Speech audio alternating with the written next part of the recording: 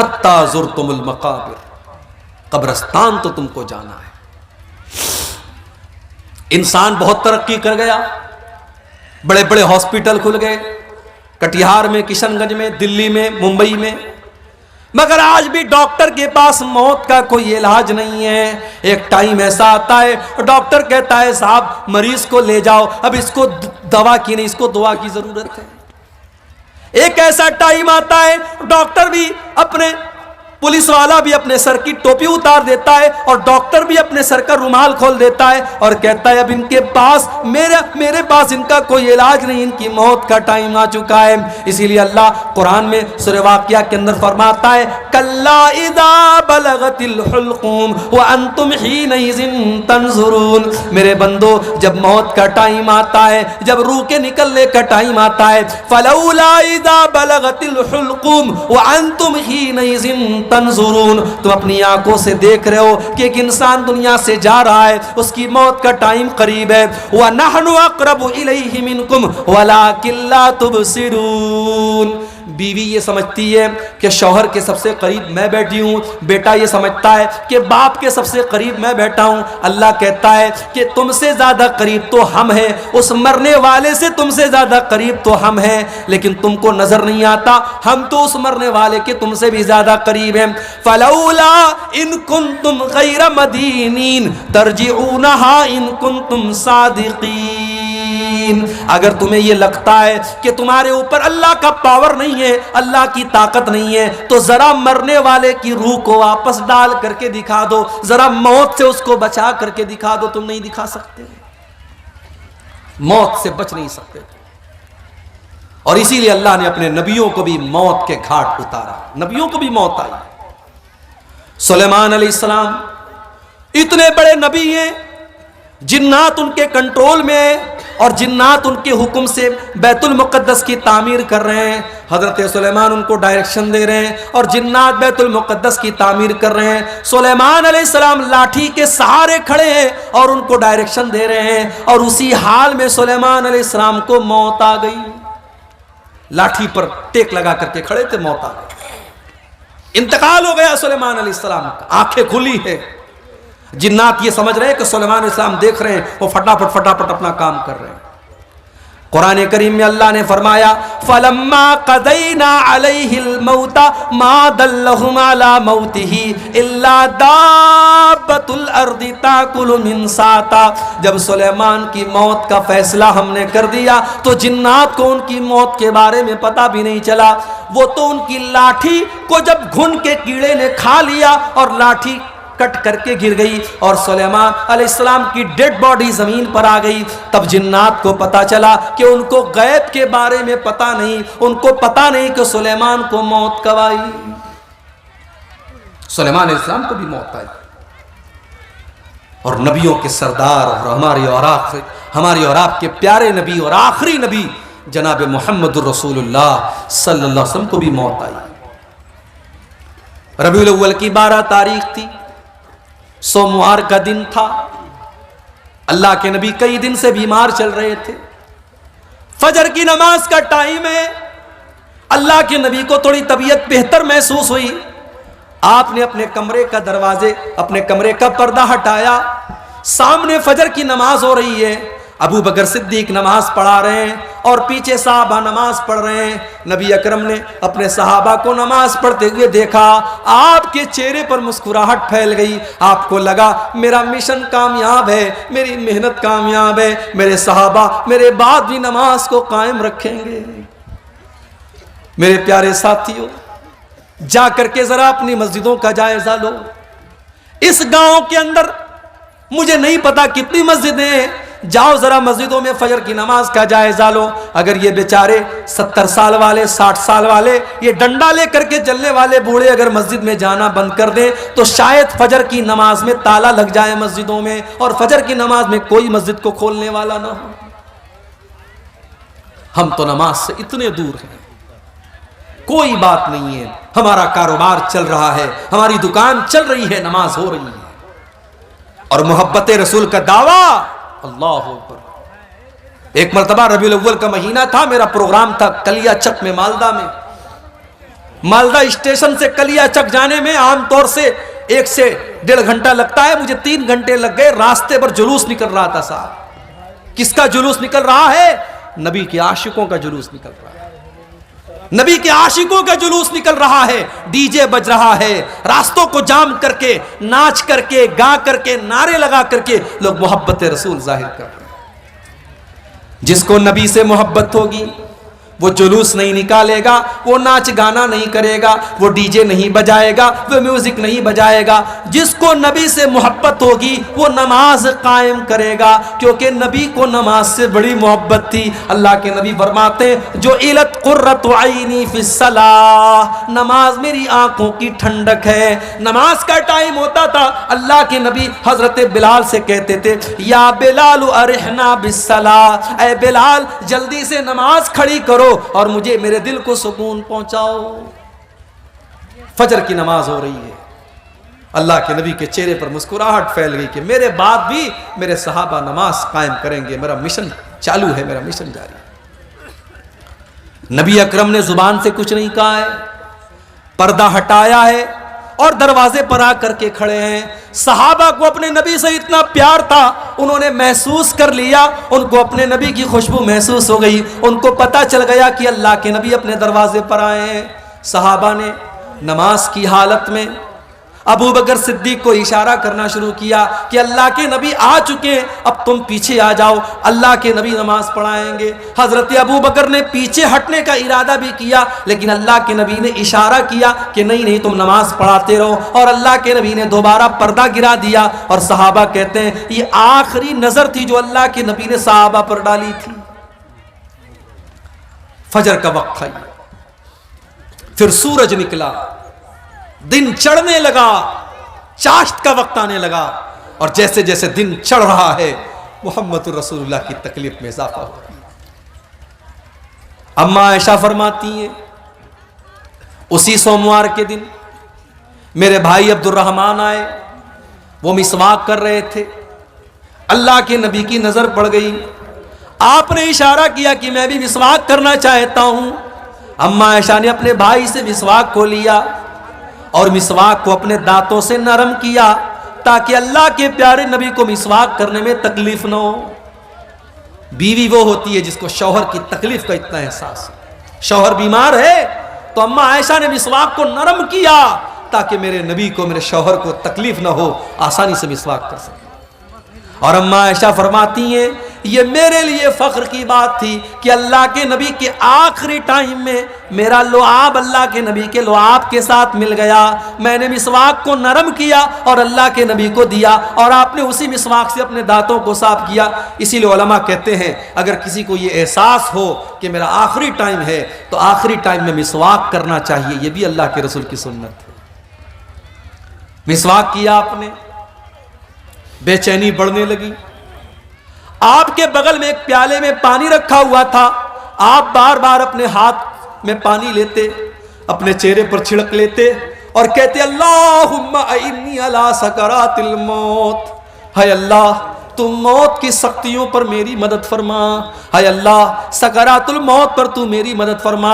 अम्मा आयशा फरमाती हैं कि पहले मैं मौत की सख्ती को बहुत गलत समझती थी, मगर जब अपने नबी के ऊपर मैंने मौत की सख्ती को देखा तब मैंने मौत की सख्ती को गलत समझना बंद कर दिया। उसके बाद अम्मा आयशा फरमाती हैं आपने अपने दोनों हाथ उठाए, आपने अपने दोनों हाथ उठाए और आपकी जुबान से निकला मअल्लज़ीना अनअमता अलैहिम मिनन नबिय्यीना वस्सिद्दीक़ीना वश्शुहदाई वस्सालिहीन। ऐ अल्लाह तू मुझे उन लोगों में शामिल फरमा दे जिन पर तेरा इनाम हुआ है, अपने नबियों में शामिल फरमा दे, अपने सिद्दीकीन में शामिल फरमा दे, अपने शुहदा में शामिल फरमा दे, अपने नेक बंदों में शामिल फरमा दे। अल्लाहुम्मा अलहिक़नी बिर्रफ़ीक़िल आला, आपने फरमाया ऐ अल्लाह तू अपने बेहतरीन बंदों में मुझको शामिल फरमा दे। इतना कहते हुए अल्लाह के नबी ने हाथ उठाया और फिर धीरे धीरे आपका हाथ जमीन पर आ गया और आपकी रूह आपके बदन से निकल गई और आप इस दारे फानी को छोड़कर चले गए। नबी अकरम को भी मौत आई। ये मौत है मेरे भाई, अगर इसको हम याद रखें तो दुनिया की लज्जतें देख करके हम बहकेंगे नहीं, دنیا کی رنگینیاں دیکھ کر کے ہم بہکیں گے. الہاکم التکاثر، میرے بندو یہ مال و دولت کی اور دنیا کی رنگینیوں کو دیکھ کر کے تم اللہ کو بھول بیٹھے ہو. حتی زرتم المقابر، مگر ایک دن آئے گا جب تم قبرستان جاؤ گے، جب تمہاری موت ہو جائے گی تم قبرستان پہنچو گے. کلا سوف تعلمون، اس کے بعد تمہیں ضرور پتا چل جائے گا کہ اللہ کا وعدہ کتنا سچا تھا. ثم کلا سوف تعلمون، تمہیں ضرور پتا چل جائے گا کہ اللہ کا وعدہ سچا تھا. بندے کو قبر میں دفنایا گیا. اللہ کے نبی فرماتے ہیں دفنا کر کے جب واپس جانے لگتے ہیں تو مردے کو فوراً دوبارہ اس کی روح کو لوٹایا جاتا ہے، دوبارہ اس کے اندر زندگی ڈالی جاتی ہے، اور وہ دفنا کر کے جانے والوں کے جوتوں کی آواز کو بھی سنتا ہے. اور دو فرشتے اس کے پاس آتے ہیں، ایک کا نام منکر ہے، ایک کا نام نکیر ہے. یہ دونوں فرشتے اس کو بٹھاتے ہیں. ایک سوال پیدا ہوا، بھئی مسلمان اپنے مردوں کو قبر میں دفناتا ہے، مگر ہمارے ہندو بھائیوں کیا تو جلا دیا جاتا ہے، ان کو قبر میں عذاب کیسے ہوگا؟ پارسی لوگوں کے یہاں تو لاش میں مسالہ لگا کر کے چل کگوں کو کھلا دیا جاتا ہے، ان کے یہاں کیسے حساب و کتاب ہوگا؟ کوئی پانی میں سفر کر رہا تھا، ڈوب کر کے مر گیا، مچھلیوں نے اس کو کھا لیا، اس کا قبر میں حساب و کتاب کیسے ہوگا؟ کوئی فلائٹ میں سفر کر رہا تھا اور فلائٹ میں حادثہ ہو گیا اور فلائٹ میں جتنے لوگ تھے سب مر گئے، چتلے اڑ گئے، ان کا حساب و کتاب کیسے ہوگا قبر کے اندر؟ تو یہ بات یاد رکھیے، ان اللہ علی کل شیء قدیر. یہ سوال ہمارے لیے پیدا ہوتا ہے کہ ہمارے لیے یہ کام سمبھو ہے کہ نہیں ہے، ممکن ہے کہ نہیں ہے، پاسبل ہے کہ نہیں ہے. اللہ کے لیے سب کچھ پاسبل ہے.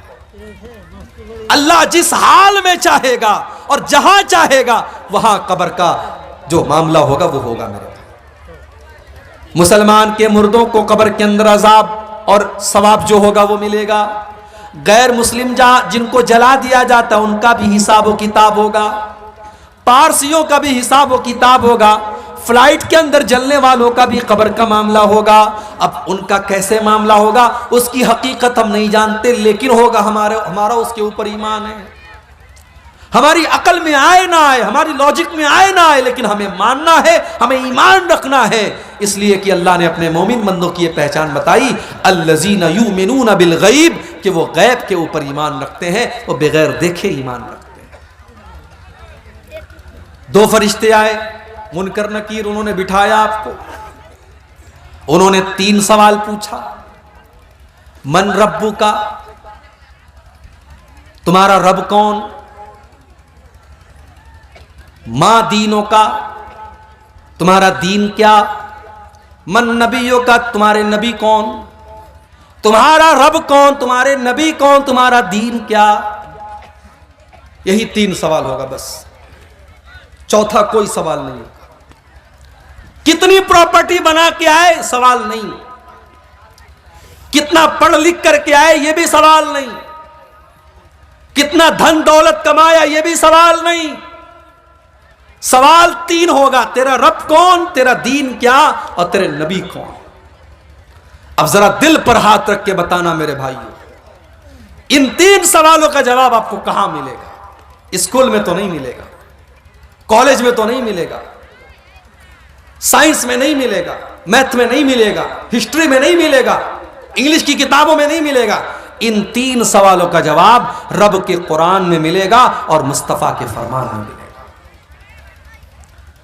آپ آج بچوں کو مدرسے نہیں بھیجتے، مجھے اعتراض نہیں، آپ اسکول بھیجو، مجھے کوئی اعتراض نہیں، مگر آپ اپنے بچے کو اس لائق بناؤ، اپنی بیٹی کو اس لائق بناؤ کہ آپ کا بچہ اور بچی اسکول میں پڑھ کر کے ان 3 سوالوں کا صحیح جواب دے دے. اسے پتا ہو کہ اس کا رب کون ہے، اسے پتا ہو اس کا اسلام، اس کا دین کیا ہے، اور اس کو پتا ہو کہ اس کے نبی کون.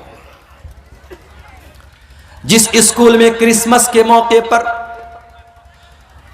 اوپر سے ٹافی گرا کر کے یہ بتایا جا رہا ہو کہ آج اللہ کا بیٹا پیدا ہوا ہے، نعوذ باللہ، آج اللہ کا بیٹا پیدا ہوا ہے اس لیے اللہ تعالیٰ ٹافی بانٹ رہا ہے. جہاں اسکول میں بچوں کو یہ تعلیم دی جا رہی ہو وہاں کا بچہ کیسے مسلمان ہوگا؟ جہاں لڑکیوں کو یہ سکھایا جا رہا ہو کہ تمہارے بدن کا کوئی پردہ نہیں ہے, تم جیسے چاہے ویسے کپڑے پہن کر کے نکل سکتی ہو, وہاں پڑھنے والی لڑکی کہاں سے پردہ کرے گی اور اس کی آنکھوں میں کہاں سے شرم و حیا آئے گی؟ اسی لیے آج مسلمان لڑکیاں غیروں کے ساتھ فرار ہو رہی ہیں. نام تھا سلمہ بانو, نام تھا عائشہ بانو, اس نے نام رکھ لیا سنگیتا دیوی, سیتا دیوی, اس نے مذہب بھی تبدیل کر لیا, اس نے مرتد بھی ہو گئی. وہ کتنی مثالیں موجود ہیں. آفتاب اور شردا کی کہانی تو بہت میڈیا والوں نے چلائی, مگر اس جیسی لاکھوں کہانیاں جہاں مسلمان لڑکیوں کو باقاعدہ جال میں پھنسایا گیا اور ان کو مرتد بنایا گیا اور مار کر کے عزت لوٹ کر کے ختم کر دیا گیا, ان کہانیوں کو کوئی میڈیا والا چلانے کو تیار نہیں ہے. اور آج تو میڈیا والوں کو بھی خریدا جا رہا ہے. اس ملک میں ایک چینل تھا, نیوز چینل, جو تھوڑی بہت سچائی دکھاتا تھا, اس کو بھی بہت بڑے لوگوں نے خرید لیا. یہ الگ بات ہے کہ ایک ایسا بھی جرنلسٹ تھا, ایک ایسا بھی پترکار تھا, صحافی تھا, وہ نہیں بکا. اس نے کہا میں این ڈی ٹی وی سے استعفیٰ دے دوں گا, مگر میں جھوٹ کا ساتھ نہیں دے سکتا. اللہ ایسے پترکاروں اور ایسے جرنلسٹ کی حفاظت کرے اور انہیں اور سچ بولنے کی توفیق عطا فرمائے. میرے بھائیوں, آپ سوچئے کہ آج ہماری بیٹیوں کے پاس دین کی تعلیم نہیں ہے, انہیں ایمان کی اہمیت نہیں پتا, اور قبر میں یہی 3 سوال پوچھا جائے گا, تیرا رب کون ہے, تیرے نبی کون ہے, تیرا دین کیا ہے. اچھا اگر ہم دنیا میں رٹ لیں میرا رب اللہ ہے, میرا دین اسلام ہے, میرے نبی محمد ہے, رٹنے سے کام نہیں چلے گا. رٹنا نہیں ہے. اگر آپ چاہتے ہیں کہ قبر میں آپ کے منہ سے صحیح جواب نکلے تو آپ کو اللہ والی زندگی گزارنی پڑے گی. اگر آپ چاہتے ہیں کہ قبر میں آپ کے منہ سے نکلے میرا دین اسلام ہے تو آپ کو اسلام پر چلنا پڑے گا. آپ کی زندگی اسلام والی ہوگی تب قبر میں صحیح جواب نکلے گا. اگر آپ چاہتے ہیں کہ قبر میں جب فرشتہ پوچھے تیرے نبی کون ہے اور آپ کے منہ سے یہ نکلے میرے نبی محمد صلی اللہ علیہ وسلم ہے, تو آپ کو اللہ کے نبی کے طریقے پر زندگی گزارنی پڑے گی. جو بندہ مومن ہوگا, جس نے ایمان والی زندگی گزاری ہوگی, وہ ان 3 سوالوں کا صحیح جواب دے گا. وہ کہے گا میرا رب اللہ ہے, میرا دین اسلام ہے, میرے نبی محمد ہے. فرشتہ پوچھے گا وما یدریکا, تجھے ان 3 سوالوں کا جواب کیسے پتا چلا؟ بندہ کہے گا قرأت کتاب اللہ, میں نے قرآن کو پڑھا تھا, میں نے حدیثوں کو پڑھا تھا, میں نے اللہ اور اس کے رسول کی باتوں کو پڑھا تھا. آج کون پڑھتا ہے؟ کون پڑھتا ہے قرآن کو آج؟ پہلے تو بوڑھی عورتیں گھر میں رہتی تھی, وہ بیچاری صبح صبح قرآن پڑھتی تھی. اب تو وہ بوڑھیاں بھی ختم ہو گئی. اب کی تو عورتیں وہ ہیں کہ صبح کو وہ اٹھتی ہیں تو موبائل پر سیریل دیکھتی ہیں, پہلے رات کو بستر پہ سونے لگتی ہے تو سیریل دیکھتی ہیں. نوجوان کو گانا سننے سے فرصت نہیں, بڈھوں کو گانا سننے سے فرصت نہیں. آج ہمارے گھروں میں قرآن کون پڑھتا ہے؟ میرے بھائی اپنے دل پر ہاتھ رکھ کر کے بتاؤ کہ آخری ٹائم آپ نے قرآن کو کب پڑھا؟ ہم نے قرآن کے ساتھ بہت ناانصافی کی ہے, اور کل قیامت کے دن اللہ کے نبی ہمارا گریبان پکڑیں گے, اور اللہ کے نبی قیامت کے دن اللہ کی بارگاہ میں کہیں گے وقال الرسول یا رب ان قوم اتخذوا هذا القرآن مہجورا. اللہ کے رسول کہیں گے اے اللہ میری اس قوم نے قرآن کو چھوڑ دیا تھا, قرآن کو چھوڑ دیا تھا. قبر میں 3 سوالوں کا جواب دینے والا کہے گا میں نے قرآن کو پڑھا تھا. اور جو انسان کافر تھا, منافق تھا, اسلام پر نہیں چلتا تھا, اس کے منہ سے صحیح جواب نہیں نکلے گا. وہ چاہ کر کے بھی صحیح جواب نہیں دے پائے گا. اس کے منہ سے بس ایک ہی جواب نکلے گا ہا لا ادری, ہائے ہائے میں نہیں جانتا. فرشتہ کہے گا تو نہیں جانتا اس لیے کہ ما دریتا وما تلیتا, نہ تو نے علم حاصل کیا, نہ تو نے قرآن پڑھا, نہ تو نے حدیث پڑھی, نہ تو نے علماء سے علم حاصل کیا, نہ تو مدرسے گیا, نہ تو نے علماء سے سیکھا, نہ تو نے علم حاصل کیا, نہ تو نے خود پڑھنے کی کوشش کی. تو اللہ نے فرمایا کلا سوف تعلمون, ان قریب تم جان جاؤ. ثم کلا سوف تعلمون, تم ضرور جان جاؤ گے اپنی حقیقت کو. کلا لو تعلمون علم الیقین، میرے بندو اگر تم یقین کی نظر سے قبر کا منظر دیکھ لو تو اپنے مردوں کو دفنانا بند کر دو گے۔ اگر قبر کے اندر جو عذاب ہو رہا ہے، اگر وہ عذاب ہماری آنکھوں کے سامنے آ جائے میرے بھائی، تو کوئی اپنے باپ کو قبرستان لے کے نہیں جائے گا، کوئی اپنے بیٹے کو قبرستان لے کے نہیں جائے گا۔ اللہ کے نبی فرماتے ہیں کہ اگر مجھے اس بات کا ڈر نہ ہوتا کہ تم اپنے مردوں کو دفنانا بند کر دو گے تو میں اللہ سے دعا کرتا کہ وہ عذاب قبر کی آواز تم کو سنا دے، لیکن ہم سن لیں گے تو مردوں کو دفنانا بند کر دیں گے۔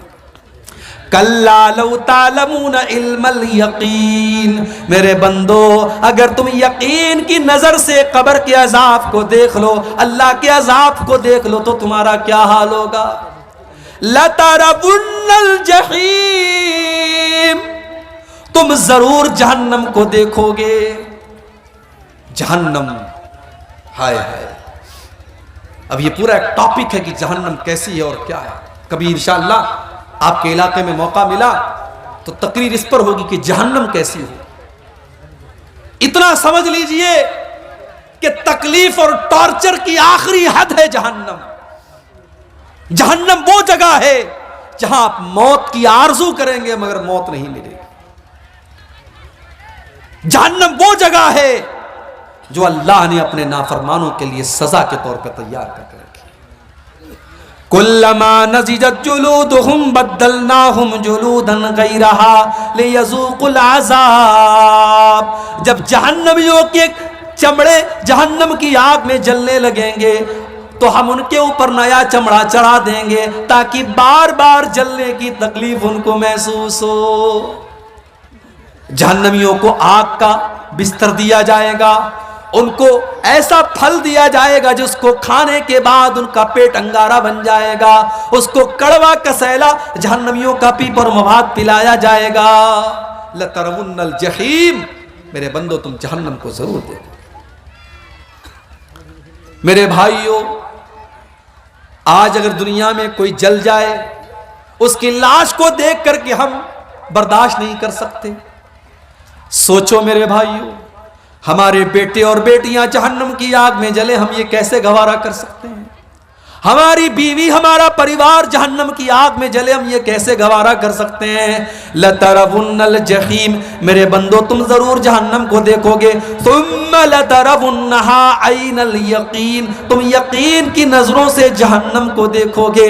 ثُمَّ لَتُسْأَلُنَّ يَوْمَئِذٍ عَنِ النَّعِيمِ، اور دنیا میں ہم نے جو نعمتیں دی ہیں ان نعمتوں کا تم کو قیامت کے دن حساب دینا پڑے گا۔ ایک واقعہ سنا کر کے بات ختم کر رہا ہوں، رات کافی ہو رہی ہے۔ آپ کو اچھا کھانا مل رہا ہے، اچھے مکان میں آپ رہتے ہیں، آپ کے بال بچے تندرست ہیں، آپ کو اللہ نے اگر ان نعمتوں سے نوازا ہے، ان نعمتوں کا حساب اللہ کی بارگاہ میں آپ کو دینا پڑے گا۔ صحیح ابن حبان کی روایت ہے، ایک دن حضرت عمر فاروق اپنے گھر سے نکلے، دوپہر کا ٹائم تھا، گھر سے نکلے، راستے میں ابو بکر صدیق سے ملاقات ہوئی۔ ابو بکر صدیق نے پوچھا کہ اے عمر کیا بات ہے، دوپہر میں کیوں نکلے ہو؟ حضرت عمر نے سچ بات بتا دی، کہا کہ ما اخرجنی الا الجوع، اے ابو بکر کیا بتاؤں، بہت تیز بھوک لگی ہے، کئی دنوں سے کھانا نہیں کھایا ہے، میں بھوک سے پریشان ہو کر کے نکلا ہوں۔ حضرت ابو بکر صدیق نے کہا اللہ کی قسم، جس وجہ سے تم نکلے ہو اسی وجہ سے میں نکلا ہوں، میں نے بھی کئی دن سے کھانا نہیں کھایا ہے، میں بھی بھوک سے پریشان ہو کر کے نکلا۔ تھوڑی دیر کے بعد اللہ کے پیارے نبی نکلے، دیکھا کہ ابو بکر موجود ہے، عمر موجود ہے۔ اے ابو بکر، اے عمر کیا بات ہے، اتنی دوپہر میں کیوں نکلے ہو؟ دونوں نے کہا کہ اے اللہ کے نبی ہم بھوک سے پریشان ہو کر کے نکلے۔ آپ نے فرمایا اے ابو بکر، اے عمر، واللہ ما اخرجنی الا الجوع، میں بھی بھوک سے پریشان ہو کر کے نکلا ہوں۔ ہمارے پاس آج چین سے روٹی مل رہی ہے، چین سے چاول مل رہا ہے، کھا رہے ہیں، پی رہے ہیں، کتنی بڑی نعمت ہے میرے بھائی۔ یہاں اللہ کے نبی ہیں، ابو بکر ہیں، عمر ہیں، دنیا کے اللہ کے نبی ہیں، اور نبی کے بعد دنیا کی سب سے مہان دو ہستیاں ہیں، اور یہ تینوں لوگ بھوکے ہو کر کے نکلے ہیں۔ اللہ کے نبی نے کہا چلو ابو ایوب انصاری کے گھر چلتے ہیں۔ یہ ابو ایوب انصاری کون تھے؟ یہ وہی صحابی تھے جب اللہ کے نبی مدینہ پہنچے تھے تو آپ کی اونٹنی ان کے دروازے کے پاس بیٹھی تھی اور آپ نے انہی کے گھر میں قیام کیا تھا، اور یہ اللہ کے نبی کے میزبان تھے۔ اللہ کے نبی کی عادت تھی کہ روزانہ ابو ایوب انصاری کے گھر جاتے تھے اور ابو ایوب انصاری کچھ ناشتہ آپ کو کراتے تھے۔ دوپہر کا ٹائم تھا، اللہ کے نبی گئے، دروازہ کھٹکھٹایا، بیوی نے دروازہ کھولا، ام ایوب نے دروازہ کھولا، دیکھا کہ اللہ کے نبی اور ابو بکر اور عمر موجود ہیں۔ ام ایوب نے کہا مرحبا، خوش آمدید، ویلکم، سواگت، اے اللہ کے نبی آپ میرے گھر پر پدھارے ہیں، آپ میرے گھر پر آئے ہیں، یہ تو میرے لیے بڑی قسمت کی بات ہے، اے اللہ کے نبی آپ جلدی سے گھر میں تشریف لائیں۔ نبی اکرم نے پوچھا ابو ایوب انصاری ہیں گھر پہ؟ اے اللہ کے نبی وہ تو کھیت میں کام کر رہے ہیں۔ ابھی یہ بات چیت چل ہی رہی ہے کہ ابو ایوب انصاری کھیت میں کام کر رہے ہیں اور کانوں میں اللہ کے نبی کی آواز پہنچی، آئے دروازے پر اور خوش ہو کر کے کہنے لگے آج تو میری بڑی خوش نصیبی کی بات ہے، اللہ کے رسول میرے گھر پہ آئے ہیں، ابو بکر میرے گھر پہ آئے ہیں، عمر میرے گھر پہ آئے ہیں۔ تینوں لوگ گھر میں داخل ہوئے۔ ابو ایوب انصاری نے پوچھا اے اللہ کے نبی آپ تو شام کے ٹائم آتے تھے، دوپہر کے ٹائم آپ نہیں آتے تھے، کیا بات ہے؟ اے ابو ایوب بہت تیز بھوک لگی ہے، کچھ کھانے کا لاؤ۔ اے اللہ کے نبی ابھی لاتا ہوں۔ جلدی سے دوڑے گئے اور کھجوروں کی ہر ٹائپ کی کھجوروں کا گچھا توڑ کے لے آئے۔ کچھ پکی کھجوریں تھی، کچھ کچی کھجوریں تھی، کچھ تر کھجوریں تھی، کچھ سوکھی کھجوریں تھی، ساری کھجوروں کا گچھا لے کے آ گئے۔ ٹھنڈا ٹھنڈا پانی لے کے آ گئے۔ اپنی بیوی سے کہا تو روٹی بنا، اور بکری کو پکڑ کے لائے اور بکری کو ذبح کرنے لگے۔ نبی اکرم نے پوچھا کہ یہ دودھ دینے والی بکری تو نہیں ہے؟ کہا نہیں ہے اللہ کے نبی۔ کہا ٹھیک ہے ذبح کر دو۔ بکری ذبح کر دی، گوشت تیار ہو گیا، روٹی تیار ہو گئی، کھجور کھائی جا رہی ہے، پانی پیا جا رہا ہے۔ نبی اکرم نے فرمایا اے ابو ایوب یہ بکری کا گوشت ہو سکے تو تھوڑا فاطمہ کے گھر بھجوا دینا، اس نے کئی مہینوں سے گوشت نہیں کھایا ہے، ہو سکے تو میری بیٹی کے گھر یہ گوشت بھجوا دینا۔ اس کے بعد یہ کئی دن کے بھوکے لوگ تھے، روٹی کھا رہے ہیں، گوشت کھا رہے ہیں، کھجور کھا رہے ہیں، پانی پی رہے ہیں، طبیعت بالکل مطمئن ہو گئی، سیٹسفائیڈ ہو گئی، لیکن اللہ کے نبی کی آنکھوں سے آنسو بہ رہے ہیں۔ صحابہ نے پوچھا اے اللہ کے نبی کیا بات ہے؟ کئی دنوں کے بعد آپ کو اچھا کھانا مل رہا ہے، کھجور مل رہی ہے، پانی مل رہا ہے، بکرے کا گوشت مل رہا ہے، اور آپ کی آنکھوں میں آنسو بہ رہے ہیں۔ آپ نے فرمایا اے ابو بکر، اے عمر، ابھی کچھ دیر پہلے ہم تینوں اتنے بھوکے پیاسے تھے کہ اپنے گھر سے نڈھال ہو کر کے ہم نکلے تھے، اور ابھی اللہ نے کتنا نواز دیا، ٹھنڈا ٹھنڈا پانی بھی مل رہا ہے، ہر طریقے کی کھجوریں بھی مل رہی ہیں، بکرے کا گوشت بھی مل رہا ہے، اور روٹی بھی مل رہی ہے۔ اے ابو بکر، اے عمر، یہی تو اللہ کی وہ نعمتیں ہیں جن نعمتوں کا اللہ حساب لے گا، اور اللہ نے قرآن میں یہ کہہ بھی دیا ہے لَتُسْأَلُنَّ يَوْمَئِذٍ عَنِ النَّعِيمِ، میرے بندو تم سے اللہ تمہاری نعمتوں کا حساب لے گا۔ میرے بھائیوں، میرے نوجوان ساتھیوں، اگر آپ خوبصورت ہیں تو یہ خوبصورتی بھی نعمت ہے اور اللہ حساب لے گا۔ اگر آپ باڈی بلڈر ہیں اور آپ کے بدن میں طاقت ہے، اس طاقت کا اللہ حساب لے گا۔ اگر آپ پورے گاؤں میں سب سے زیادہ پیسے والے ہیں اور آپ کے پاس دولت ہے، اس دولت کا اللہ حساب لے گا۔ اگر آپ بال بچے والے ہیں اور آپ کے بہت سارے بچے ہیں اور سب تندرست ہیں، خوشحال ہیں، ان بچوں کا بھی اللہ حساب لے گا۔ لَتُسْأَلُنَّ يَوْمَئِذٍ عَنِ النَّعِيمِ، اللہ اپنی نعمتوں کا حساب لے گا۔ اب آپ کو کرنا کیا ہے؟ کرنا بس اتنا ہے کہ آپ اللہ کی نعمتوں کا صحیح استعمال کریے۔ اللہ نے جو نعمت بھی آپ کو دی ہے، چاہے وہ علم کی شکل میں ہو، وہ دولت کی شکل میں ہو، وہ طاقت کی شکل میں ہو، حکومت کی شکل میں ہو، آپ اس نعمت کا صحیح استعمال کیجئے، اس کو ایسی جگہ استعمال کیجئے جہاں اللہ راضی ہوتا ہو۔ انشاءاللہ اللہ آپ کو اس کا بہتر بدلہ دے گا۔ یہ سورہ تکاثر کی آیات کی چند تفسیر میں نے آپ کے سامنے تھوڑی سی مختصر تفسیر آپ کے سامنے پیش کی ہے۔ اللہ سے دعا ہے رب العالمین ہم سب کو اپنی زندگی میں آخرت کی تیاری کرنے کی توفیق عطا فرمائے۔ اللہ موت کے بعد کی زندگی کی بھی ہم سب